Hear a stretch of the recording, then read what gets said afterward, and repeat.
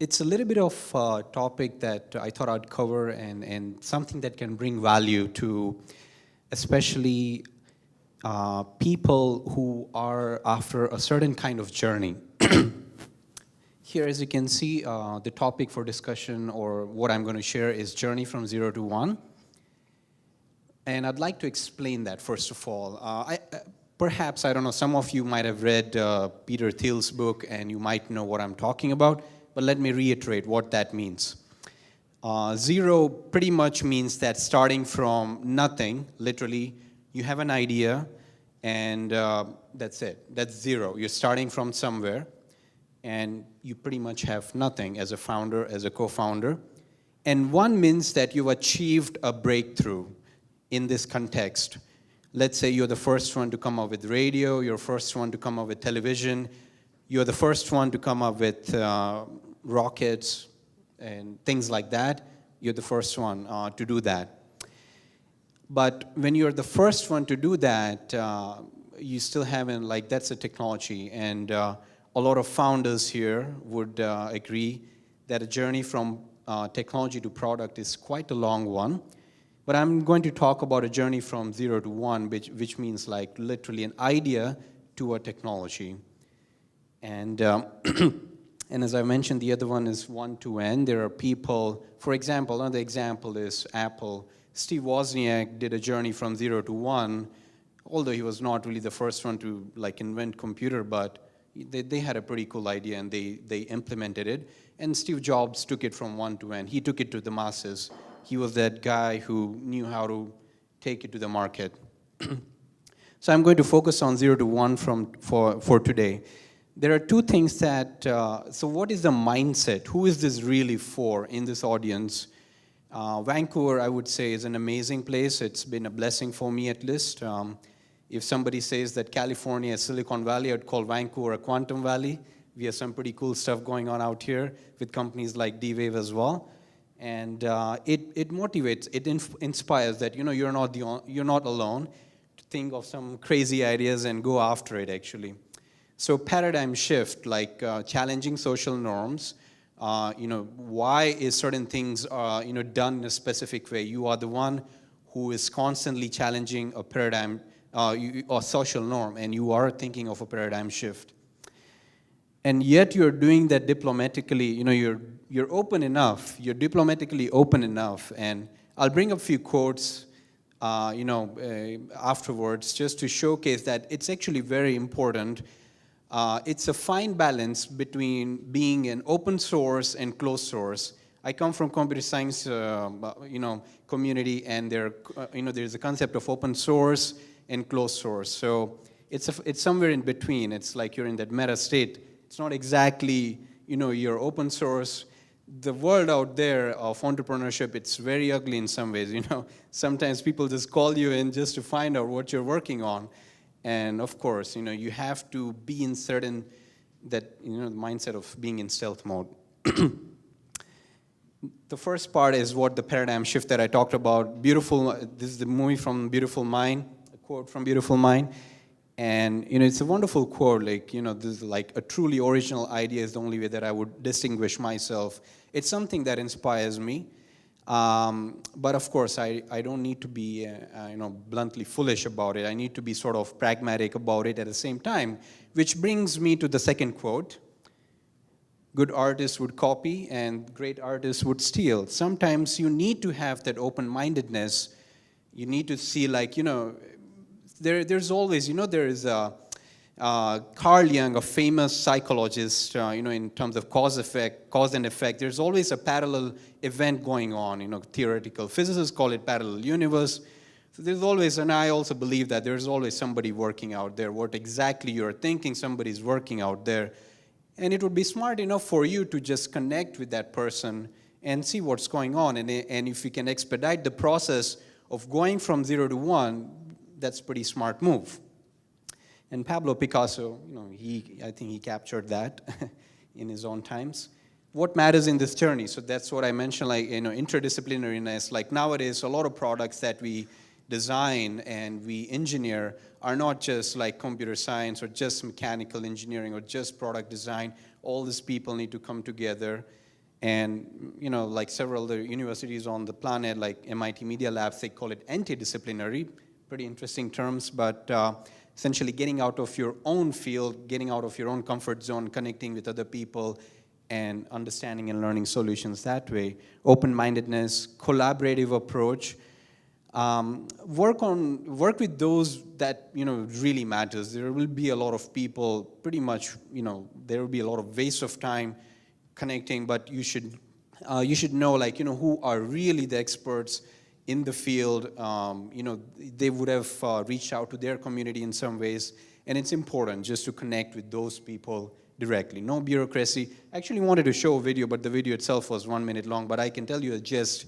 A person in the basement somewhere in US built, started generating electricity out of nuclear fission, and the way he did was just started connecting with the community and working with them to open up the ideas.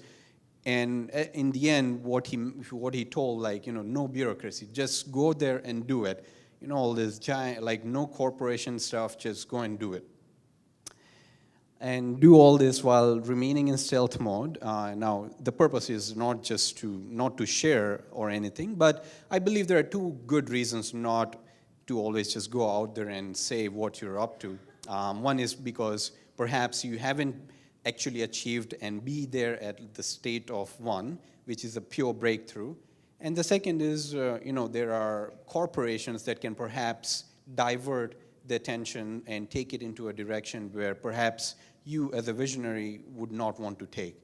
So it's very important, the silence is very important, heads down, working on actual thing is a key here. Two examples that I want to bring up about collaboration, how do these ideas flow, and it's very interesting. You just need to be open enough to connect with those people.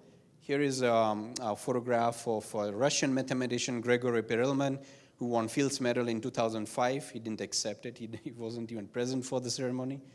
But he was working on this idea of solving one of the millennials unsolved problem of Poincare conjecture, shape of the universe. And he did it after 2 decades. He flew to US once, and he got his ideas from Richie Flo, and he was able to do that. So a wonderful example of how he literally traveled from Russia to US and just giving presentations, speeches, and he comes across this professor who's worked on Richie Flo and also Poincare conjecture, and actually is able to go through the breakthrough 5 more years after discovering Richie Flo. So a brilliant example, very inspiring as well. Srinivas Ramanujan, my personal favorite, I wouldn't say God-gifted, but a really definitely self-trained mathematician from India. And again, he worked on some crazy ideas, some infinite series, and one of them I'm going to share with you about right now. And his ideas are still used today in terms of theories of everything. Here's a little puzzle I'd like to ask everyone. What do you think? What would be the answer for this question? Any guesses? -1. Close. Well, anyways, I shouldn't have said that. But any other guesses? -1/12. Yeah. But it's very counterintuitive, right? 1 + 2. Somebody would just think infinite. Now, -1/12, so the number 12 is used in string theory, interestingly, by Michio Kaku and theoretical physicists. So the ideas, where they can come from, literally, he mastered all the positive integers, they were all his friends. But here is, after 100 years, there's a theoretical physicist using the denominator of that answer and applying it into proving how many dimensions that we live in. So, some really fantastic stuff out there. And again, so there is interdisciplinariness that we observed from mathematics to theoretical physicists, although there is a lot of math just involved across both the fields. And there is just open-mindedness, who can connect with whom, across different origins in different timelines. We might think that, I'm working on something that's a breakthrough, but perhaps there is an answer lying 500 years back if I look into the history. So that, the kind of mindset really does matter. Well, there's the video, but essentially I'll skip that. It will take a bit more time. On a practical note, last slide essentially where I wanted to just, people who are going through that R&D phase, product development, I just wanted to bring up there are a lot of government programs. I'm really proud to be here in Canada just working, like a lot of support on different levels, tax credits and government really works with you, not just your journey from 0 to 1, but they'll work with you on identifying what is that 1 to N as well. Like how are you going to get your breakthroughs into the market, and they'll challenge you to think more and after that. So I recommend you just learning more about this. I know there are a lot of people out here who can help you with this as well. So that's it. This is the last part. Paradoxically, journey from 0 to 1 is longer than 1 to N, so buckle up like a warrior. It's going to take a lot of time. And like our gentleman mentioned that, keep your feet moving.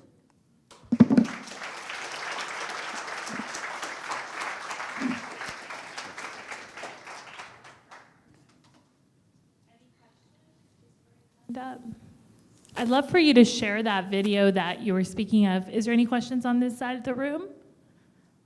Oh, perfect.